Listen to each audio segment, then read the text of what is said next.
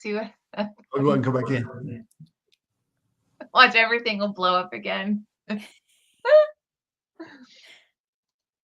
Oh no, he disappeared again. What the hell? I think he said he was going to leave and come back in. Okay. Well, I have no idea why, but sure. Okay, let's try. Okay. Well, for anybody who might remotely be watching, welcome to another Run Wild with Us and Ask Us Anything. This is your shot to ask us being the founder, editors, authors, or at least some of us in Running Wild, which consists of Running Wild, Rise, Trumpwell, and Junkyard Rooster. Whatever the hell you want, because we're good like that. So if you have any questions, go ahead, pop them in the comment section of whatever venue you are watching this. And we are more than happy to at least take a shot at giving some kind of cognizant answer. It doesn't mean it's going to make sense, but it'll make sense to us. So, so with that, it's been a couple weeks. So, guys, what's going on? Cecilia, got anything exciting that you want to share with us? Gosh, well, I did film the recipes in the morgue. I'll drop that in the chat. Oh, it's cool. My contribution to, now I lost, there we go. It was my contribution to the Horror Writers Association. Halloween in July, they do the fundraising for scholarships. So here is, I think, well, maybe I won't be able to.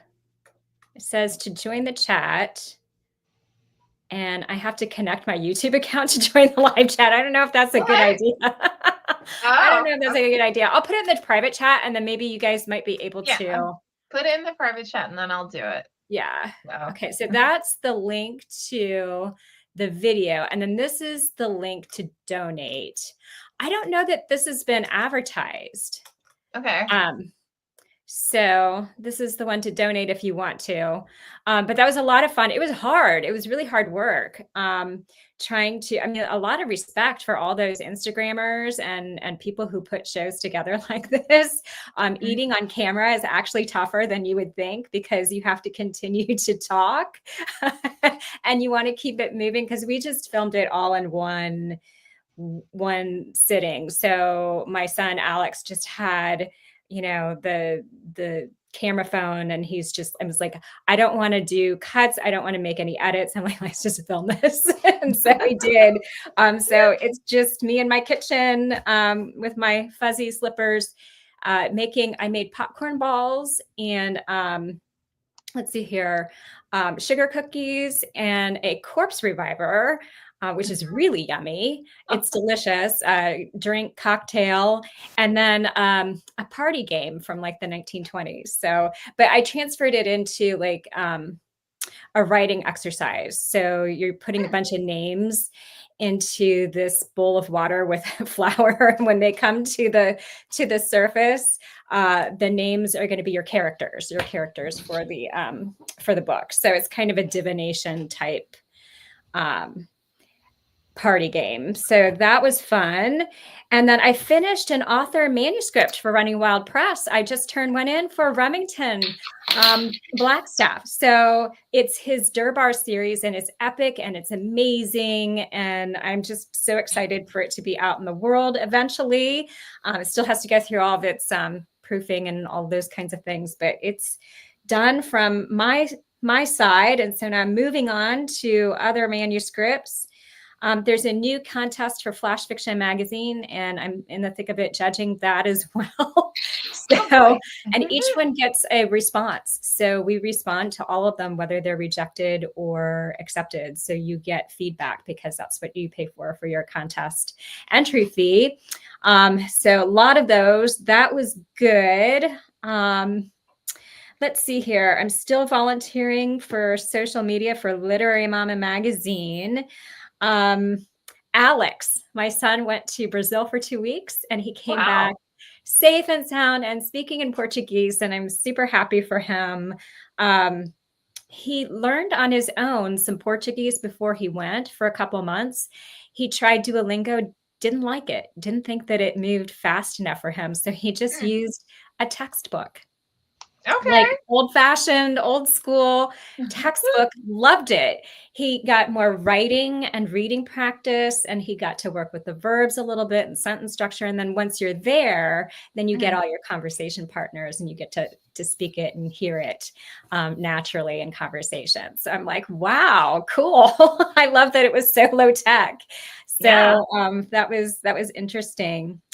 And not that I want to give myself more work, but I was also thinking about an anthology, weird, strange tales from motherhood, from like a mother's perspective, moms, weird, like Lovecraftian type, weird horror mom stuff. So I don't know why I was thinking of that, but yeah, that's what I've been working on.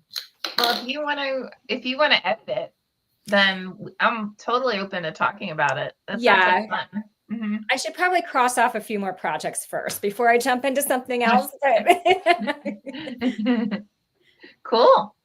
Ben, how about you? What have you been up to? Can you hear me? Oh, yeah. Yeah. Yeah. I'm back. It's a little light. That's better. Yeah. I'll turn it up. Okay. How about that? A little bit. Can you guys hear him okay? No, he's muffled. He's muffled. Good day. It's so weird. Let's see. Oh, much better. That's much That better. is? Yeah. What about now? Oh, yeah. Now Okay. Much better. Thank you. Okay, I have no idea what I did, but thanks. I did it. Now let's see. Working with Rodolfo to get in his novel. He's gone through and made some tight changes. I've got to go through it for him. And then we've got the memoir Super Freak.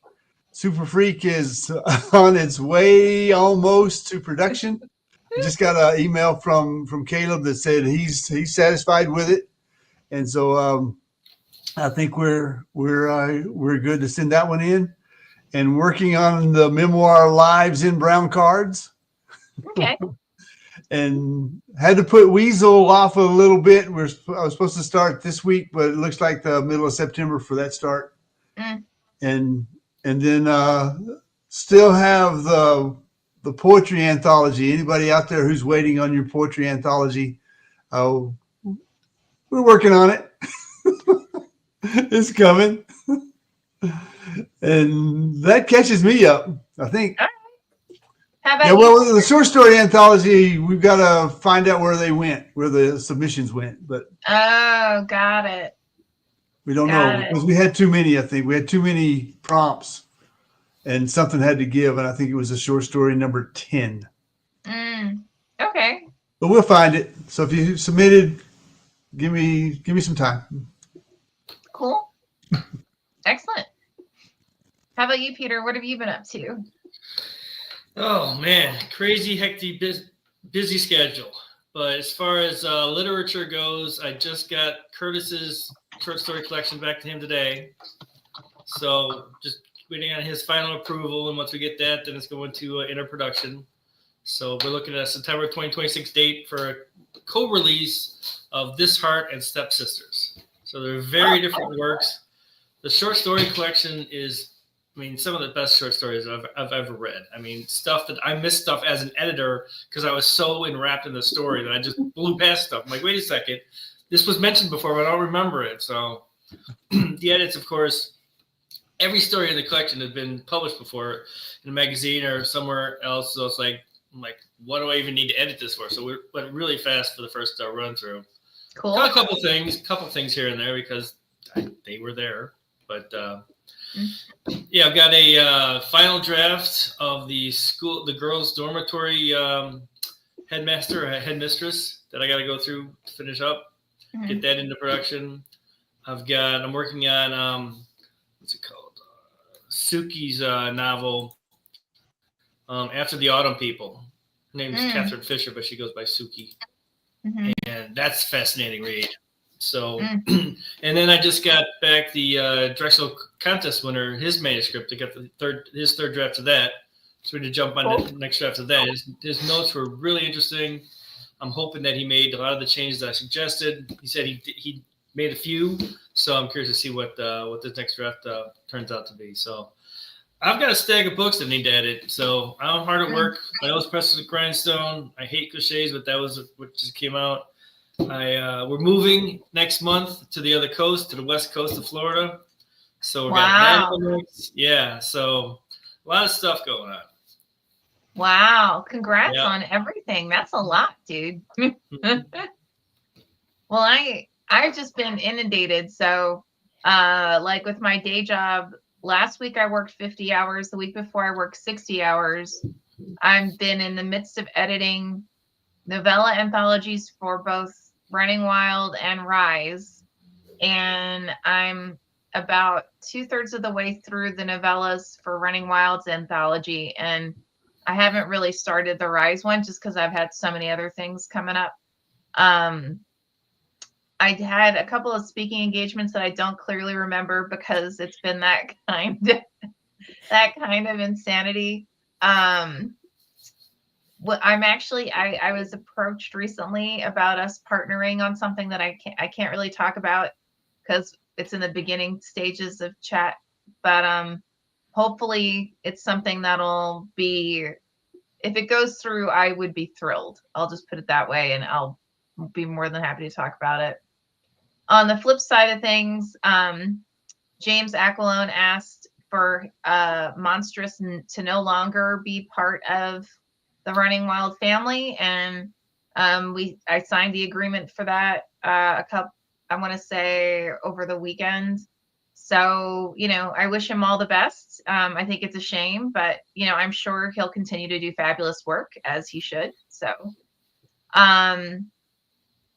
this weekend we're actually doing a special edition of 20 questions with the editors of a benefit anthology called Dread Coast. It's like darker stories that are themed along the lines of like different West Coast tragedies, I guess you could say. And all the funds go towards benefits for those who've been impacted by the Los Angeles wildfires. So I'm going to be actually hosting that in the back room of Mysterious Galaxy Bookstore with the editors and the publisher of the anthology. They're in the room with me. So I know Mysterious Galaxy has done similar events in the past. I just have never done it. So I'm going to bring some of my own like tech to work things through. So it'll be interesting since I've never done it in their back room before. So, and then right after that, we are going to do a book reading of a bunch of the authors, their short stories at Mysterious Galaxy. And I'll be honest, like, I know I'm the first person to say, like, if you're bored reading your own writing, then it probably sucks. But I have to admit, like, every time I have to publicly read anything I've written, I am immediately bored. But but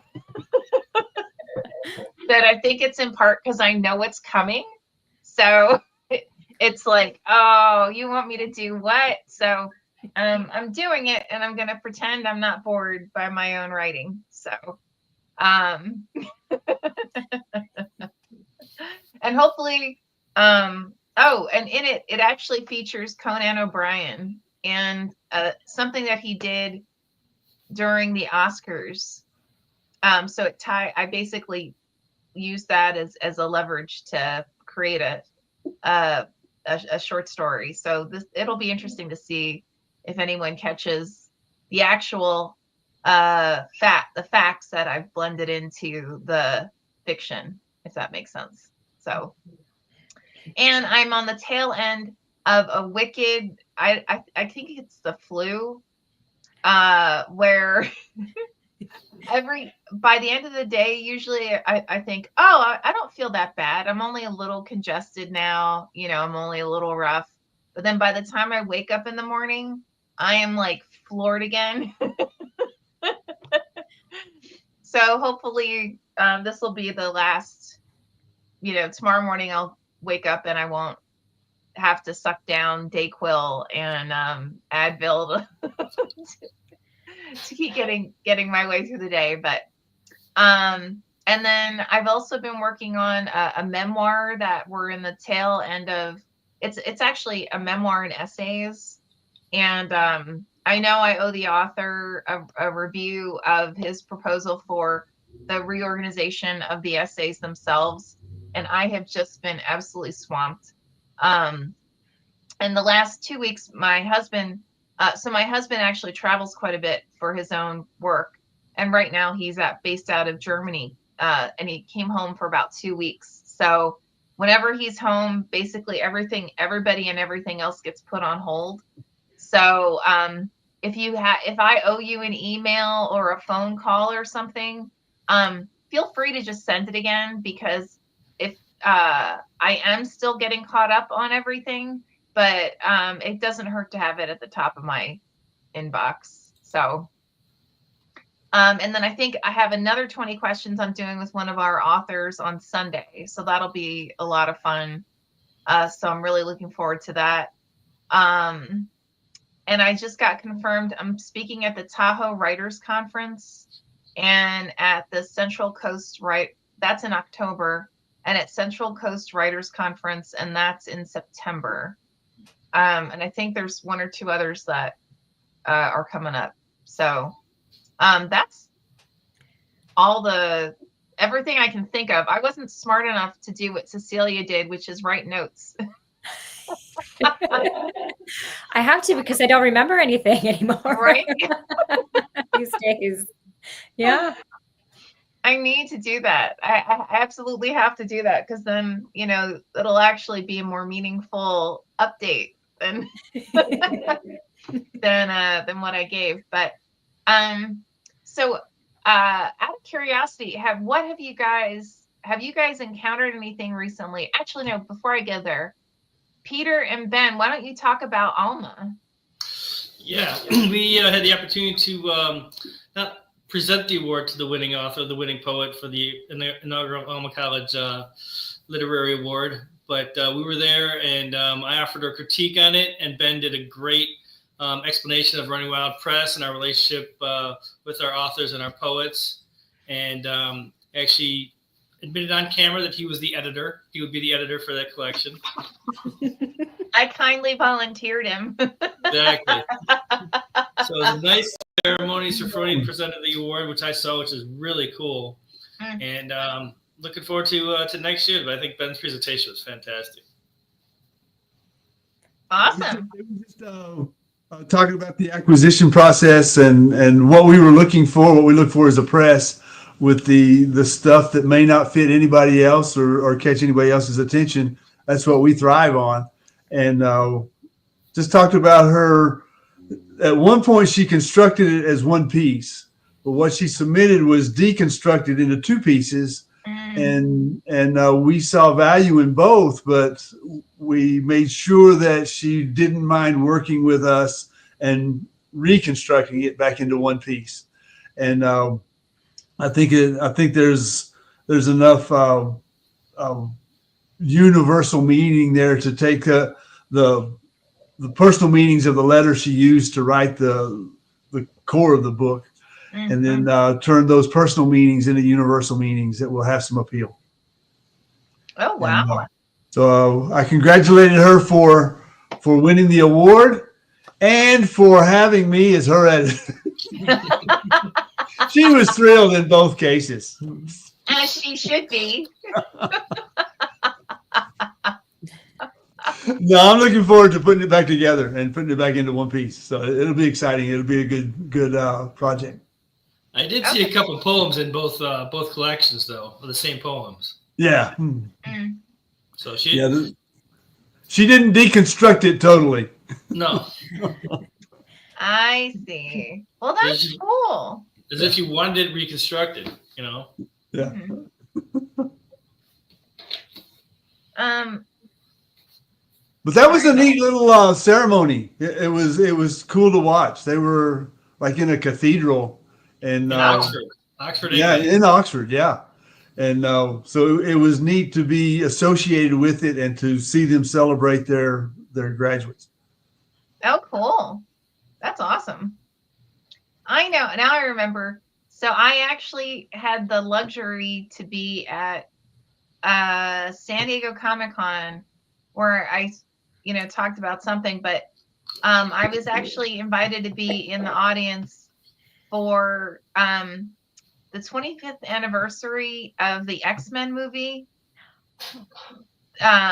First of all, I'm still in complete disbelief it's been 25 years because that's one of those movies, like, if you were a fan of it, you remember it like, yesterday.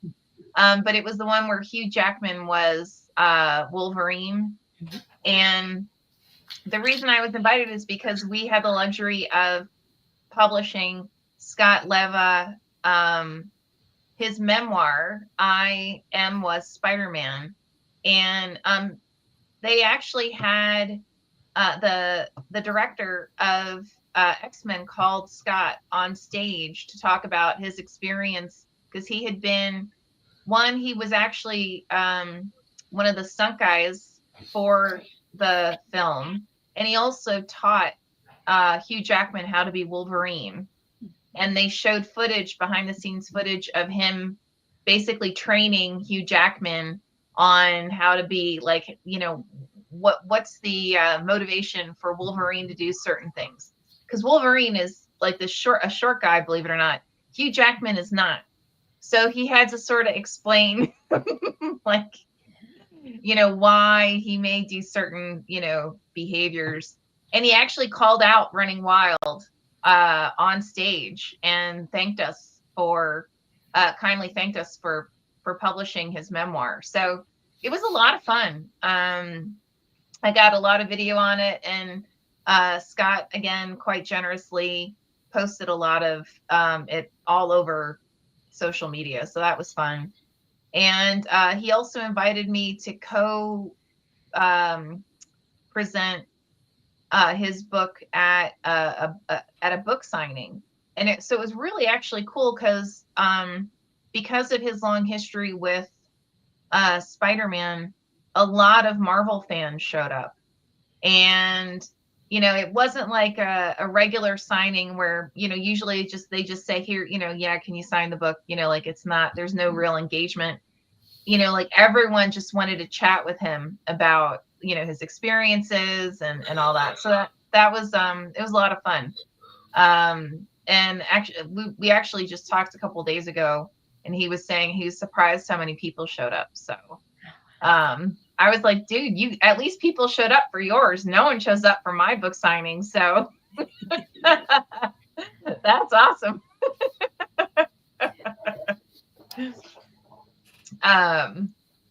So yeah, the all really cool stuff. I know.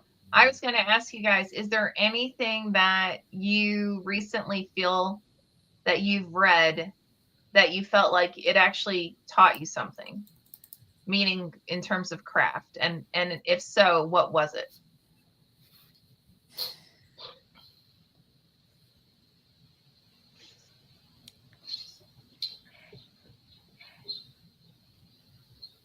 I'm reading Gutenberg's Apprentice, Oh, okay. and yeah, I'm finding the the writing at first is a bit chaotic, and the author jumps around a lot, the narrator jumps around a lot, but he does manage to throw in enough description to see where things are happening and what's going on and what's happening with the main character.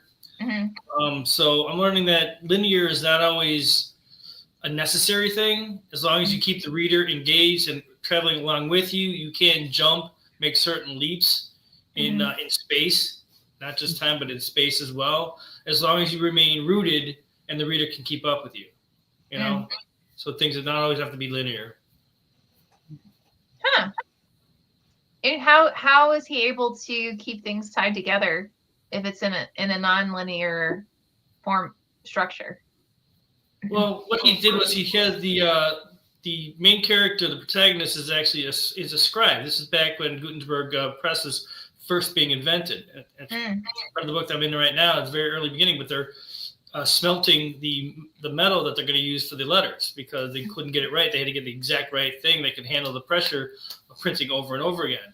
Now here comes this young man who's practiced to be a scribe, so he can translate manuscripts onto new pages, into new papyrus to make new books. So he's used to being very deft, very precise with his fingers. And now here he is in this practically dungeon working with these ores and smelting and dealing with fires. He's blackened from all the ash and all the smoke in the room.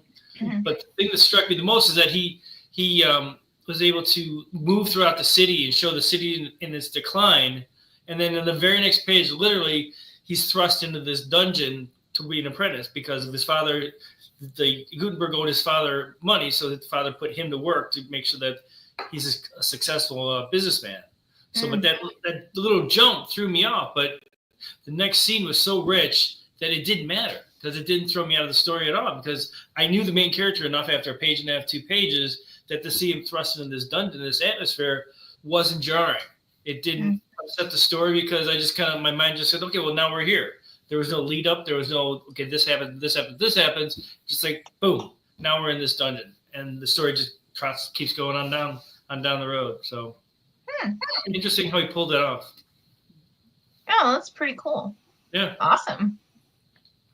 How about you, Cecilia? Anything that you're like, Sometimes when I'm reading stories that authors will submit to me, like I'll learn something totally new, something that I kind of already knew before, but I'm like, there it is, perfectly what I'm talking about when I mean this. So I can't go too much into detail of this one story and this one author because I don't think it's published yet, but it's this intense dinner scene that is very dramatic. I don't know if you ever saw the Saturday Night Live sarcastic clapping family where they would just sarcastically clap whenever anybody said something. It almost has that feel to it. And this author takes cliches, little asides, turns them into metaphors and gives it a ridiculous turn.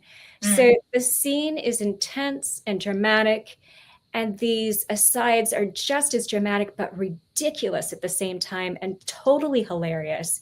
okay. And she writes this tension between ridiculous and serious so well that I'm like laughing, but I also want to know what's happening. So it's like those juxtapositions we talk about in humor. You get those juxtapositions of things that are absolutely ridiculous with things that could actually happen. And that's where the humor comes from. So it was perfectly displayed. And this is flash fiction in just one sentence every time. It's very succinct. I don't know how she did it, but it was brilliant. So that humor of juxtapositions, there's so many ways to do it, but she did it brilliantly. Pairing the ridiculous with something that could actually happen to make it funny.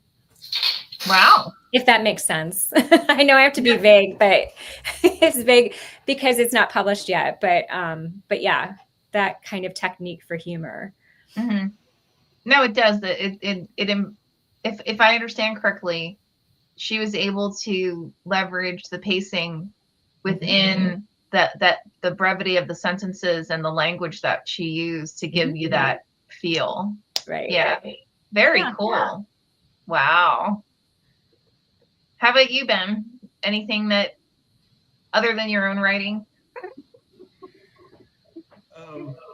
Yeah, well, actually, I was thinking about the memoir working on with Caleb Super Freak, and Super Freak is a 5-year-old, and yeah, and it's set in the 70s. The family is going from St. Louis to India, and when they get to Europe, they get a Volkswagen microbus, loaded up with 3 kids and 2 parents and a lot of family issues and dysfunction.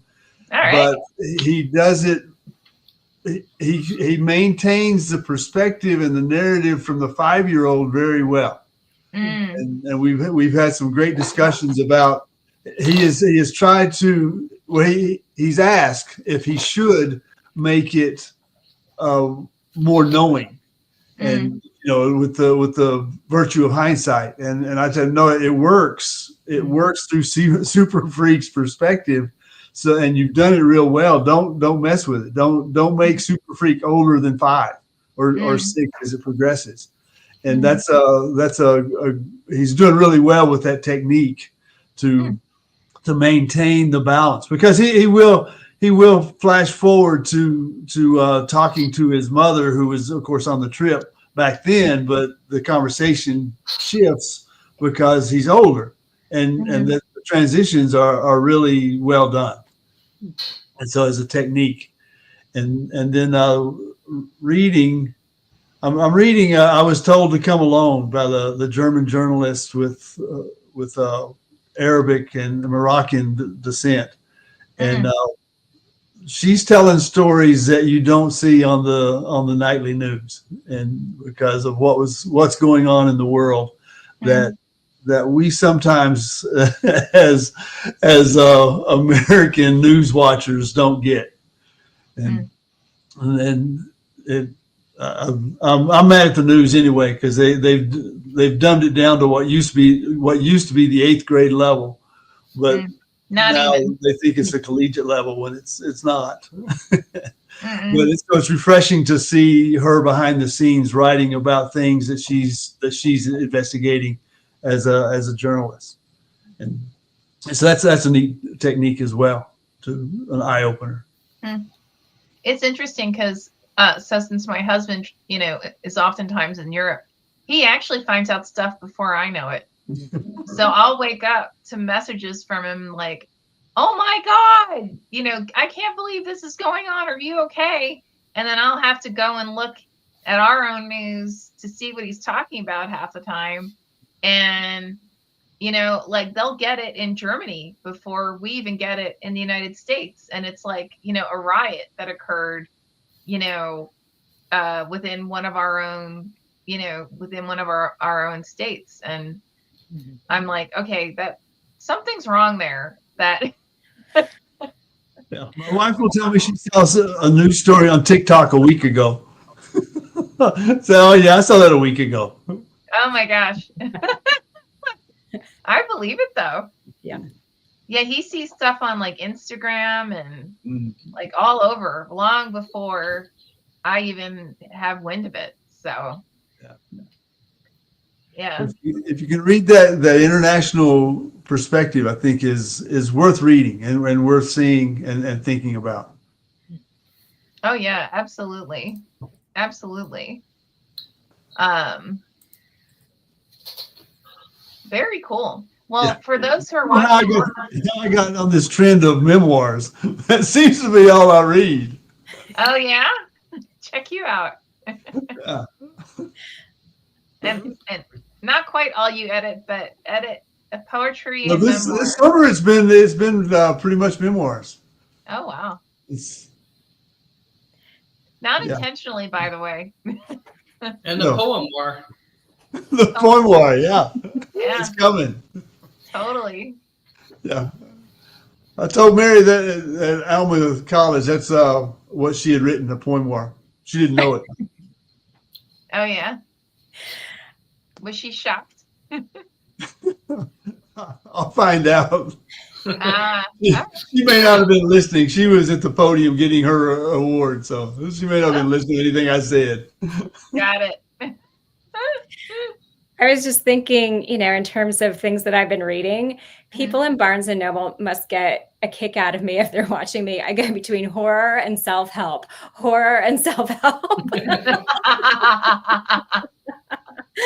It's like, is she trying to tell us something? Like, what's going on?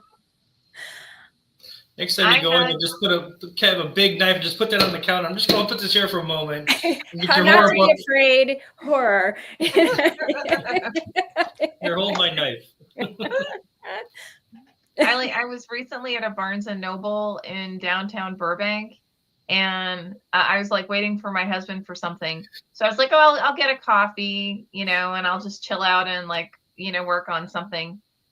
The guy behind the counter was so like literary snob pretentious that it was to the point where I actually started to feel uncomfortable because he was like, let me use big words for big words' sake. And when you ask a simple question like, can I use my credit card? It's, oh, why, yes, of course you can use your card. I'm like, I know you don't talk like that normally. There's no way. Like, come on, man. Imagine asking him for the bathroom key. Oh my God. Oh, no. I would be terrified. Could you imagine? Like, oh, you must use our facilities. Like, oh, okay.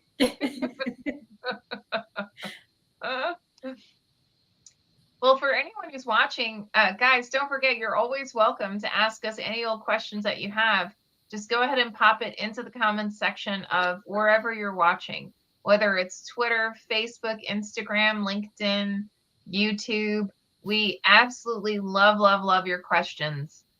Typically, we get questions around publishing, what we accept. You know what? Actually, Ben and Peter, why don't you talk to folks about your new imprints and what you're looking for? Go ahead, Ben. The Junkyard Rooster Press is looking for all those scraps you got laying around out there, and, rusting away. But it is a press, so it's not a journal. We're looking for full length works, and as soon as I get above water, I will be going through. But the response has been good. Sometimes it's been a handful of poems because thinking that we were a journal, but there's some full lengths now. I think we've got that straightened out, and some more full lengthers are coming in. And it's basically looking for good writing, of course, and good storytelling, like every publisher I think looks for. But if it's got a certain rough edge to it with some rust in the junkyard, that's even better. Then you have more fun working with them. So trompe l'oeil is about, first of all, trompe l'oeil means the art of illusion. It's based on two artists who had a contest back in history. But one of them painted something that he felt was so real. This other artist said, okay, well, come over here. I want to show you what I painted. And the first artist is trying to show off, comes over, and the second artist says, go check out my painting. It's right behind that drape. So the first artist goes over, tries to move the drape. The drape is so real, it's painted on the wall. So it's trompe l'oeil. It's so real. It looks so real that it could be real. It looks so authentic. So that's the kind of writing I'm looking for. The images that are so real, the story that's so vivid and grips you so much that you can't stop reading it, and you believe you're actually witnessing real life on the page. So something that's that enthralling and that fascinating and that just so colorful and rich and vivid that you can't put the book down. So full lengths, short story collections will work, but I'm looking more towards full length novels. So I've got a couple submissions, so I need to put the word out a little bit more. So thanks for the opportunity to introduce it, Lisa. So always. And guys, don't forget, as always, you've got Running Wild, where we publish great stories that don't fit neatly in a box, and Rise, where we publish great genre stories written by people of color and those of other underrepresented groups. And I will put into the chat a link to our site where we actually have submission pages for all the imprints that we just mentioned, and also for so we've got Rise, Running Wild, Trompe l'Oeil, Junkyard Rooster. If you are a Drexel student, we actually currently have the Drexel Book Award open for Drexel alumni and students. That submission will be open until September 9th. So, get to it, guys. Don't miss your shot. And then we also have it open for another short story collection based on the world of Cure, which is basically the first book in a series that we put out of what I'm lovingly calling lycanthropes. And some may also just simplify it and call it werewolves, but they do a whole lot more than just turn into werewolves and bite people, just so you know. So, although if you really want to simplify it that way, I mean, you're welcome to, as long as it's a killer story, like we're all in. So, Cecilia, you mentioned that you're working on a few other anthologies. Is there anything that like you're super excited about coming up, or any of your own work that you're really excited about coming out? I've been writing just like a story a week, just like flash fiction, and submitting. So since we met last, I had one accepted. I forget where. The rest have been rejected everywhere else, but I keep writing and submitting. And that's been fun. And I've just been reading a lot of just weird horror short stories. And so I'm kind of like in that mode, the weird tales. And so I think it'd be fun to do one, maybe an anthology of weird moms, mother horror of sorts, Actually, you should call it that. Oh, mother horror. I think though that there is a reviewer, her name, she calls herself Mother Horror. So I'd have to be careful that I'm not doing anything that's copyrighted already. But yeah, I mean, like something to that effect, that could be fun. Yeah, but I don't really have anything other than the one that was accepted. It's coming out sometime in October. I forget what it is or what I wrote, but I'll find it another time and I'll send it. But yeah, that's mostly what I've been working on. Plus just, trying to plow through a stack of stories I took on. So which is exciting. They're all good. They're all really good manuscripts from Running Wild Press. So I'm excited to work with these authors.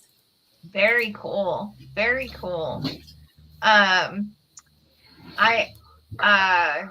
actually been reading a lot, and one thing that for me at least, this helped a lot in my own writing. I was dared, I want to say like 6 years ago, by Jonathan Mayberry to deconstruct Dune, the original Dune, and then write a new series based on that structure.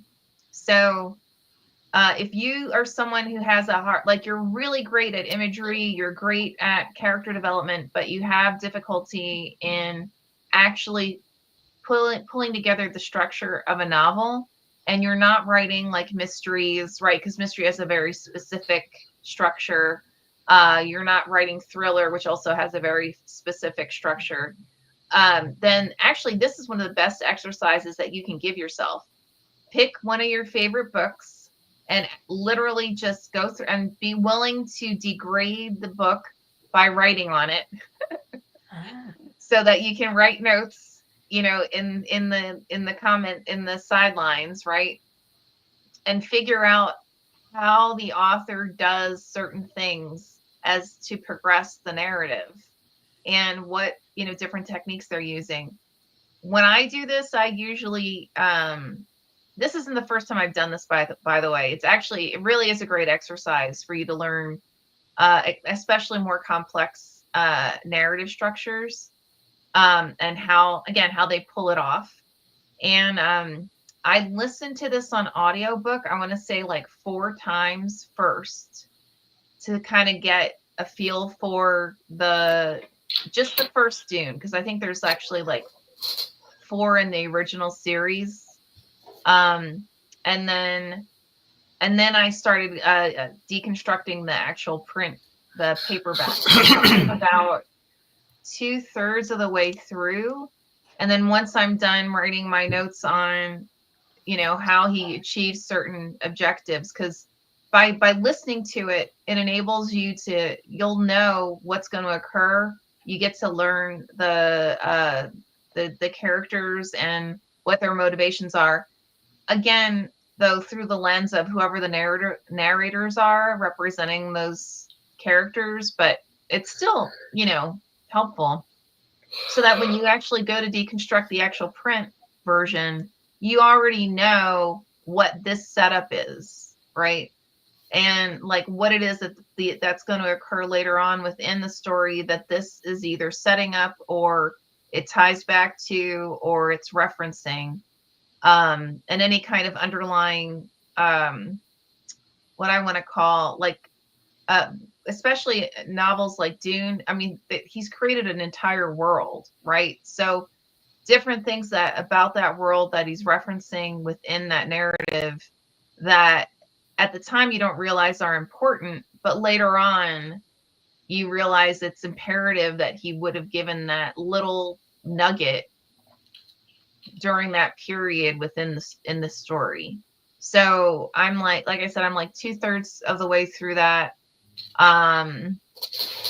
It's really, by doing this exercise, it's really interesting to me, especially for stories like Dune, to really understand how a single sentence, a single reference somehow has just completely blown away all kinds of potential implications, or created additional implications that you don't even know were there until 100 pages later.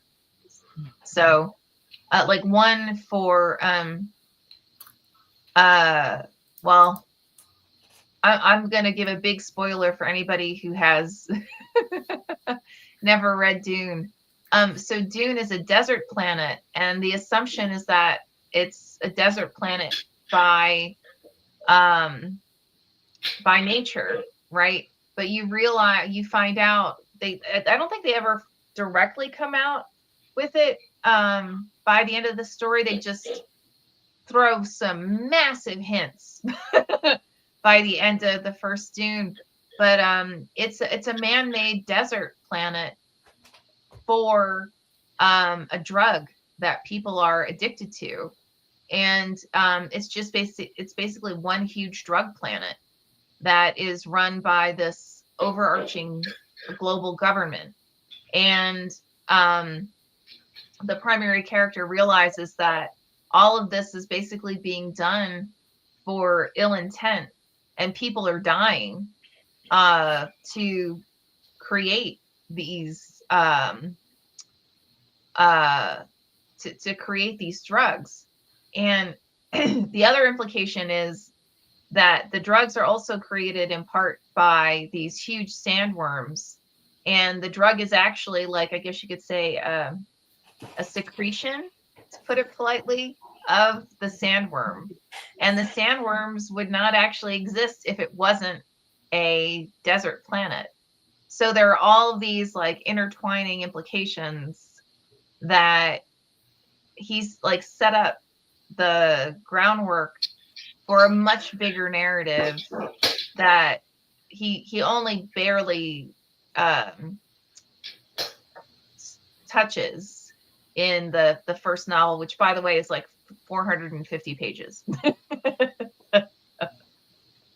So yeah, definitely an incredible exercise if you ever want to really dig into like a narrative structure and how to accomplish certain things. So I'm also reading James by Percival Everett, which is the current Pulitzer Prize winner and current National Book Award winner. and I was blessed to have Percival as a mentor at Breadloaf for a couple of years. And that James is another one that is very much worth deconstructing. But if you do it, first go back. So James is based on the character Jim in Huckleberry Finn, which is a little more of a two-dimensional character in Huckleberry Finn because he's more of a supporting character for the primary. But what's fabulous about it is Percival takes that character, and because Jim basically does a whole bunch of stuff to benefit Huckleberry for no apparent reason, right?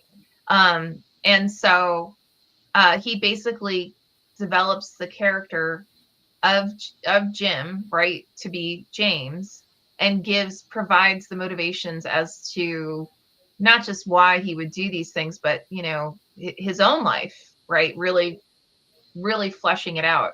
So if you do read James, if you've never read Huckleberry Finn, I highly recommend go read Huckleberry Finn first, and then go and read James, or vice versa. Again, because they're just incredibly complementary. So, yeah. So that was my nerd ball expansion. Wow, we only have 10 minutes left. Is there anything that you guys want to talk about or mention? Just keep writing. I mean, even when it seems tough or you don't know exactly where you're going with it, just keep doing it. Put the time in, put the effort in, because the book will never get finished. The short story will never get finished if you don't keep writing. Absolutely. And I honestly, that's an excellent point, Peter. Like, guys, the worst thing that you can do is give up. And because that is the best way to ensure that you will fail. The second you say, I'm never doing this again, that is the second you have just suddenly given up on everything. And, I think all three of us, or four of us, like I'm looking at the three of you and I say all three of us because I have no brain. So anyway, all four of us we've all gone through super hard periods of where we just wanted to say, screw it, right? Like Cecilia already talked about the fact that she's submitted tons of stories that have just keep getting rejected. And she's one of our best editors and one of our best writers. So, you never know why something's getting rejected. And by the way, if it gets turned down, ask why. If they don't give you a reason, ask why. The worst thing they can do is ignore you. Well, it's also a badge of honor. It just shows that you've been submitting and writing. I mean, just getting it done is an accomplishment at the end of the day, because that's a lot right there. Just showing up and putting something down on paper. I had a friend on Facebook who was pretty upset because she got a rejection. It was like 7 years later. Wow. And I said, oh, because she was like, and then she goes, and it was a ridiculous rejection. And I said, well, I wrote a story about an axe murdering Sasquatch going through menopause. And the editor asked me, why is she so angry? So I just, that wasn't the editor for me. He wasn't the audience, but I found another place that did publish it. And so the menopausal axe wielding Sasquatch is out there. When rejection can lead to an acceptance, write the ridiculous, write whatever you want. You never know when you're going to find an audience for it. And sometimes that's the joy that you get. And like, look at what I did. And then you read it to your friend or your family or whatever, and you laugh at it. You might not send it anywhere, or you might. And that's the fun as well. Yeah, I love it. I need to read that, by the way. I'll find the link. It's somewhere.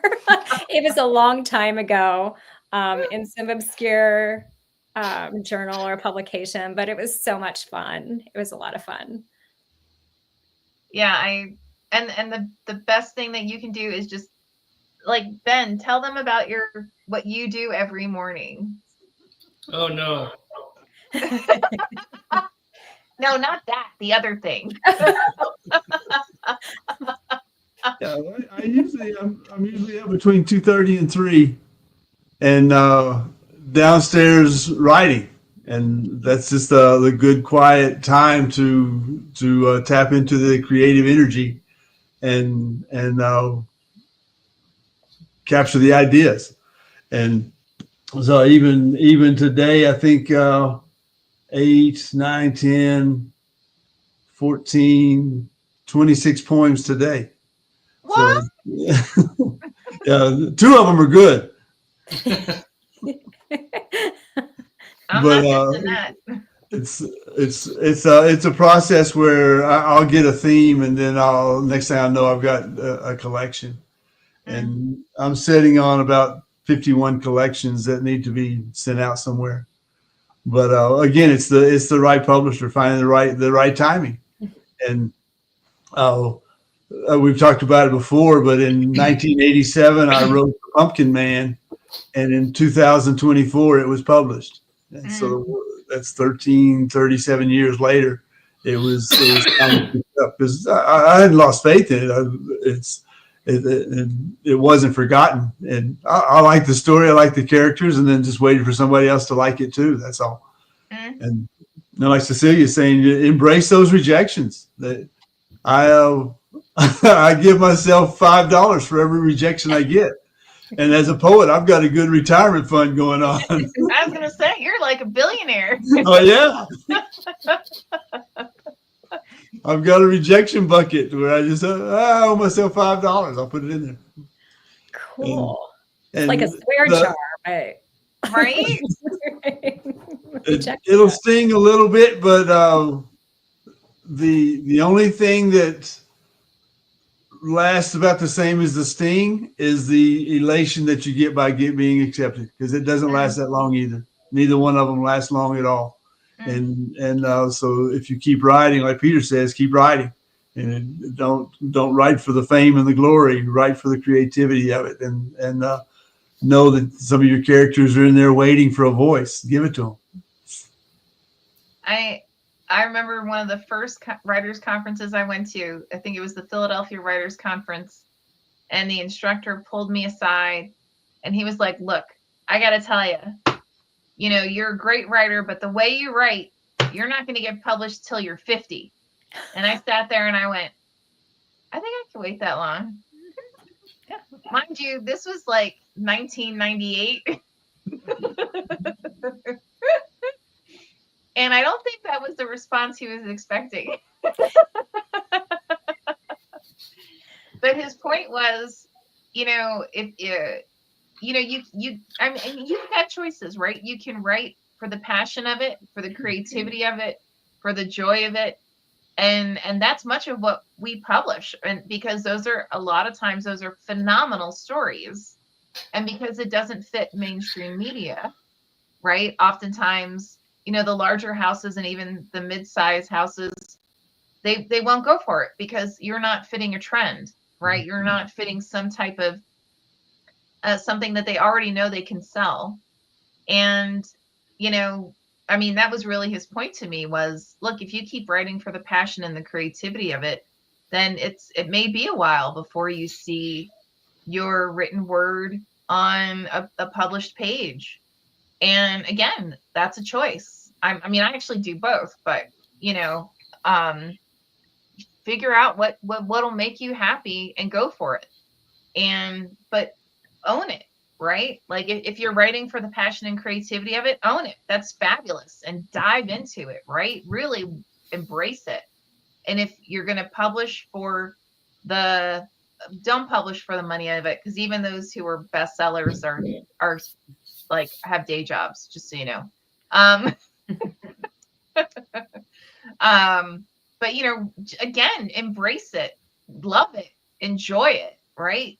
Do things because you're gonna have some type of joy. It enriches your life, right? It makes you happy. So That's my fucking $10. So. Well, awesome. Well, I'd say, we're almost, our time's almost up. As always, thank you guys for joining us. We love you.